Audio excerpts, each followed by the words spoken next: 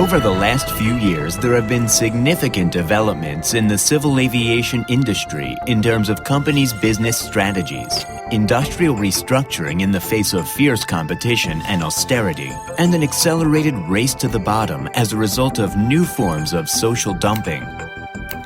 As a consequence of these developments, the balance between cost and service has been shifting considerably, placing new demands on the workforce. In such an environment, aviation workers are finding it increasingly difficult to secure union recognition, achieve collective bargaining, and protect wages and employment conditions. NAI is a subsidiary of Norwegian Air Shuttle, Europe's third-largest low-fare airline. In February 2014, the Irish authorities issued an Air Operator Certificate and Operating License to NAI, which is on paper based in Dublin. For NAI, Ireland is just a convenient flag in order to exploit the Open Skies Agreement between the European Union and United States. The declared aim of NAI is to reduce airfares on transatlantic routes by 40 to 50%. To achieve this, it shops around the world for the most favorable employment or tax regimen. It bases planes in Spain and at London's Gatwick Airport. It hires staff in Spanish resorts and London. It wet leases aircraft from High Fly, a European airline with its head office in Lisbon, Portugal. It locates the airline's administrative office in Latvia. It locates the airline's IT department in Ukraine. It runs its Asian flights out of Bangkok, using local staff with local cabin crew conditions.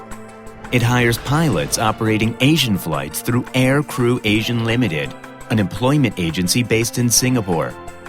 It runs a crew base at JFK International Airport, USA, and has been recruiting and training cabin crews for its base in Fort Lauderdale.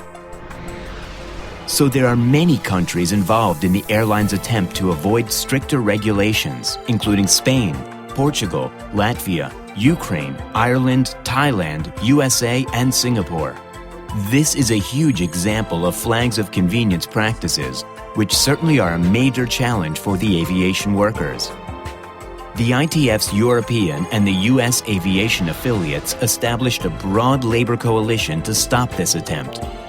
Working hard in close cooperation, together with the support and coordination of the ITF, aviation unions managed to stop NAI from getting an exemption for a foreign air carrier permit from the US Department of Transportation last year. If NAI manages to get this permanent permit, many other airlines, including the notoriously anti-union Ryanair, will follow suit. Flags of convenience are not new. The maritime industry began to use them a long time ago. The result? 70% of ships worldwide operate under this system, and only 10% of workers are unionized.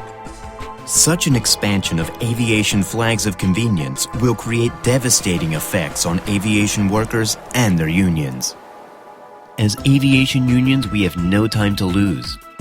We need to develop and implement effective strategies for different targets and allies, including airlines, employers' organizations, national governments, the EU institutions, the ICAO, the ILO, and aviation professionals' organizations.